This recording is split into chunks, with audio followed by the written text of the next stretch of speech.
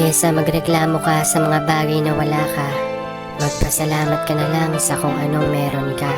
Huwag ka tumingin sa kung ano yung meron yung mga taong nakakasalamuha mo.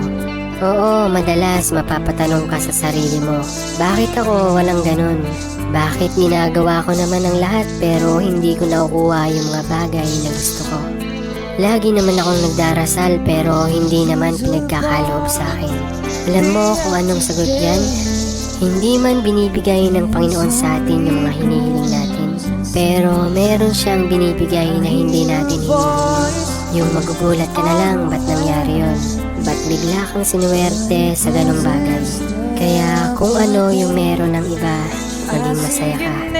At kung ano yung meron ka ngayon, tanggapin mo ng buong buo sa sarili mo. Dahil nilikha ang mga tao na hindi pare-pareho ang kapalaran.